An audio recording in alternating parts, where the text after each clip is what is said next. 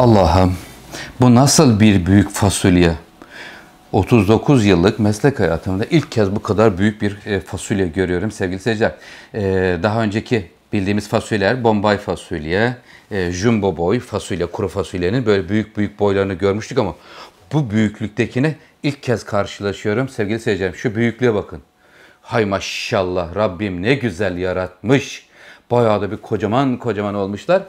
Islanmamış halini de isterseniz sizlerle burada yan yana getireyim. Hatta şuraya koyarsam burada renkten dolayı daha iyi görünür. Sevgili seyircilerim, bakın ıslanmış ve ıslanmamış hali. Şu şekliyle satılıyor. Bu büyüklükte satış halindeyken akşamdan ıslattığınızda sabaha kadar da bir 12 saatlik ıslanmada da böyle kocaman bir fasulye ortaya çıkıyor. Sevgili seyircilerim, mutfağıma hoş geldiniz. Sefalar getirdiniz. Bugün sizler için bir fasulye pilaki hazırlayacağım. Ama büyük fasulyeden.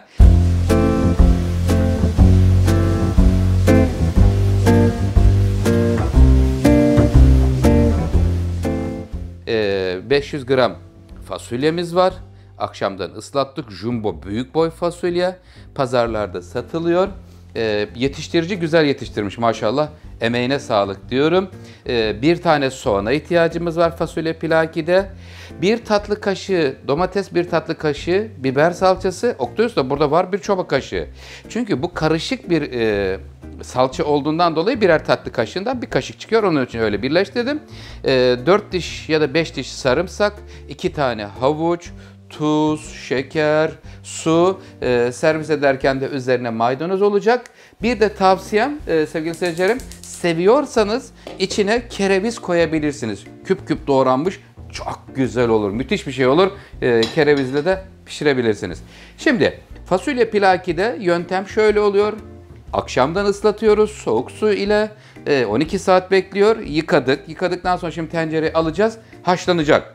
Bu ıslanmış artı haşlanmış olması gerekiyor. Maşallah, subhanallah. Rabbim ne güzel nimetler veriyorsun bize Allah'ım. Hemen şimdi su getiriyorum. Sevgili seyircilerim, soğuk. Şimdi önemli püf noktası burada fasulye. Bu fasulye ve tüm fasulyeler için geçerli. Islattınız akşamdan, en az 12 saat suda kalsınlar. Yıkayın, üzerine mutlaka soğuk su verelim. Üzerine sıcak su verirseniz kabuğunu attırırsınız. Anında kaynar suya girdiğinde kabuğundan ayrılır. Ondan dolayı söylüyorum kıymetli seyircilerim, soğuk suyu veriyoruz. Ocağın ateşini yaktık. Üzerine geçecek kadar. Bakın, çok aşırı su vermeyelim. Neden böyle yapıyoruz sevgili seyircilerim? Birazdan hafif olanlar yukarıya çıkarlar. Yukarıya çıkanları aşağıya indirmenin püf noktası da birazdan paylaşacağım. Yukarıya çıkanlara soğuk su verdiğimizde bir şok yaptırıyoruz, aşağı indiriyoruz. Fasulyenin haşlanması ve pilakinin sosunun hazırlanması. Önce fasulyeleri haşlıyoruz.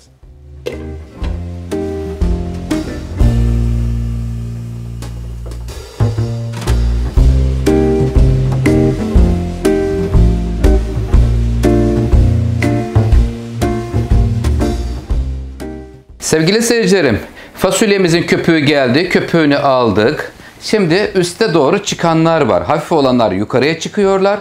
Ondan dolayı bunların aşağıya inmesi ve dengeli bir şekilde pişebilmesi için soğuk su şoku yapacağım şimdi. Üzerine şöyle gezdirerek soğuk su veriyorum. Boş olanlarda, yani hafif olanlarda aşağıya doğru inmiş olacaklar. Görelim Oktay Usta diyelim. Evet, görüyoruz. Şurada bir tanesi haricindekiler aşağı indi. Bu nedense bir inmekte güç zorlanıyor. Şöyle hatta köpükleri dağıtayım ki görelim. Evet, şu anda tamamı görüyorsunuz suyun altına doğru indi. Bu soğuk suyu vermeseydim yukarıya çıkıp bazı tarafları biraz sert kalabilirdi. Ondan dolayı söylüyorum, önemli bir püf noktasıdır. Tüm fasulyeler için barbunya da dahil geçerlidir bu yöntem. Kapağını kapatıyorum. Bir 15 dakika oldu. Bir 10 dakika daha kaynasın. Sosuyla buluşma anı olacak.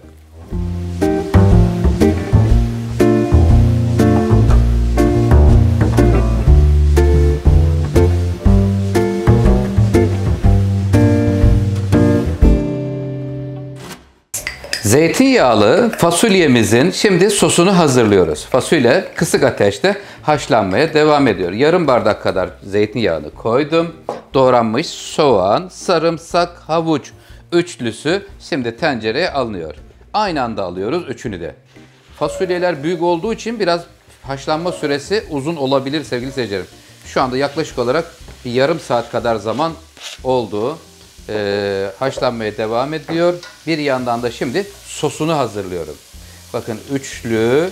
İçinde sadece domates ve biber salçası da gelecek. Sevenler kereviz koyabilir dedik sevgili seyircilerim.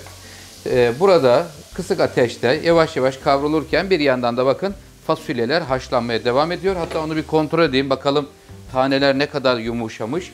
Kabuğu biraz kalın oluyor çünkü. Canlarım benim. Oo güzel. Hemen hemen yarıya yakın haşlanmış. Ama yine de devam etsin. Ağırdan pişmeye. O sırada sosunu hazırlayayım.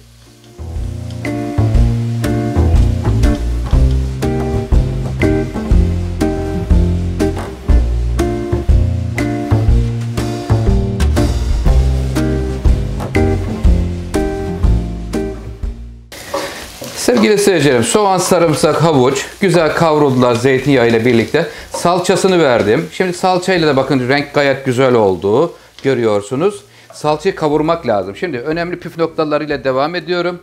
Fasulyemiz şu anda yarı kıvama geldi haşlanması. Hemen hızlıca suyunu süzdürüyorum şimdi. Bismillahirrahmanirrahim. Bu haşladığımız suyu sevgili seyircilerim kullanmıyoruz.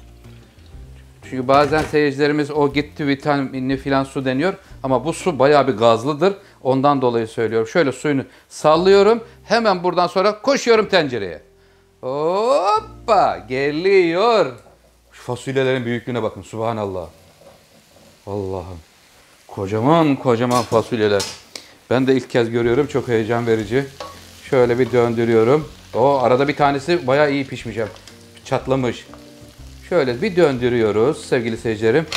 Sosu ile birlikte hemen hiç bekletmeden buranın üzerine suyunu vereceğim. Kısık ateşte pişireceğiz. Sevgiyle pişecek. Bismillahirrahmanirrahim. Şimdi buraya sevgili seyircilerim hemen tuzunu ilave ediyorum. Bir tatlı kaşığı kadar. Şöyle orta bir kıvamda olsun. Hemen zeytinyağlı da en önemli şeylerden bir tanesi de şekerdir. Şöyle bir tatlı kaşığı da şeker veriyoruz. Şekerini de verdim. Tuzunu da ilave ettim. Suyu şu anda fasulyelerin üstüne çıkacak kadar su. Biraz daha su ilave ediyorum. Toplamda burada 1 litre vardı. 1 litreden şu an 1 bardak geriye kaldı. Kısık ateşte eğer ihtiyaç olursa su verebilirsiniz sevgili seyircilerim. Çok sulu olmasın, az sulu da olmasın. Tam böyle kıvamında fasulyeler lokum gibi pişinceye kadar kısık ateşte kaynatıyoruz. Sonra soğutuyor ve servis vakti diyoruz.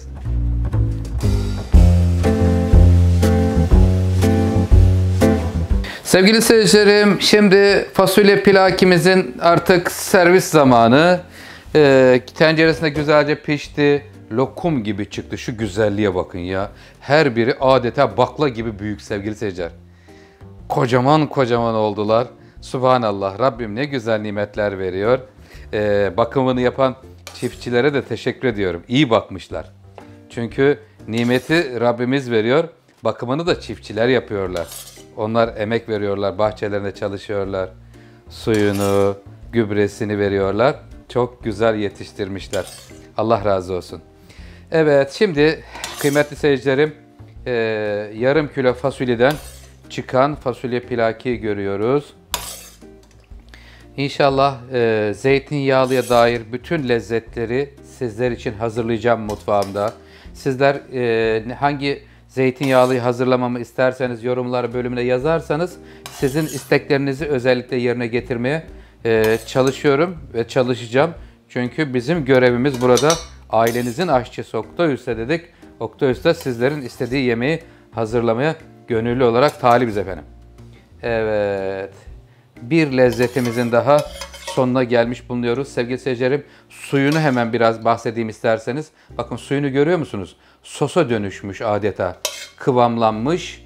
1 litreden 1 bardak eksik su koydum. Yani 4 su bardağı su koymuş oldum sevgili seyircilerim. Evet, bu hazır.